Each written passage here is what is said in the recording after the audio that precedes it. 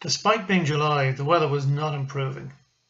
I was stuck 2 extra days in Girvan and decided my priority was to turn for home.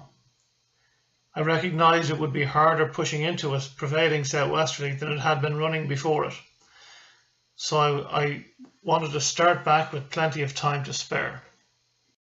The first part of the journey from Girvan past Stranraer was very bouncy, all under engine. Surprisingly then, the wind dropped as I entered the North Channel and I had a smooth run across to Donaghadee. After those 9 hours, I tied up against the pier wall in Donaghadee, getting ready to set off the following morning for Ardglass. Monday the 4th of July, I was away by 6 o'clock, heading for Ardglass using the engine. The most enjoyable feature here was some dolphins coming out and playing with the boat, swimming around it, below it, and coming out the other side. I covered the 27 miles by about 11:30 in the morning. Tuesday saw a 9 o'clock start. I had 40 miles to cover, and a combination of engine and sailing gave a very pleasant day. I was tied up by 7 in the evening. Here in Skerries was the first time that I used my anchor in the entire trip. There now followed the toughest day of the entire voyage. I left Skerries and headed out to Dublin Bay. I planned to go on the outside. First part of the day was fine. I got across as far as Dalkey, tried to do some sailing, but the wind had come up quite strong at this stage, beyond the ability of the boat to push forward. I ended up having to motor from Dalkey down to Wicklow in seas that were just bouncing up like a set of stairs.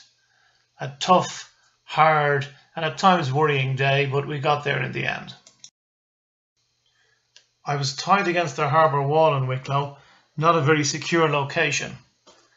And at 4 in the morning, when I heard the midnight weather forecast, I realised I needed to get out of there. So I immediately made my way from there down to Arklow. At Arklow, I went to sleep at about 7 in the morning and then woke to find that the weather had improved slightly, so I decided to push on for Courtown.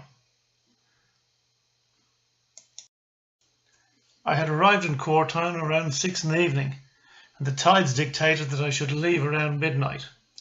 I'd done this once before and had a most pleasant spin all the way around from Courtown to Waterford. This time things were different.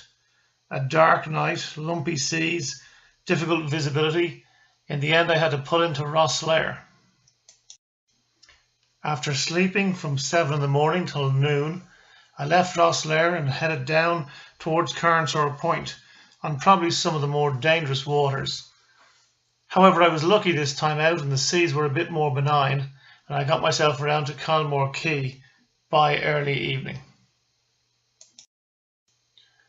Once again the weather turned against me and I found myself staying an extra 2 days in Colmore Quay. This was ironic because I was so close to home, but there was nothing for it but to stay. Maria and one of our neighbours actually came over for dinner, which at least broke up the monotony slightly.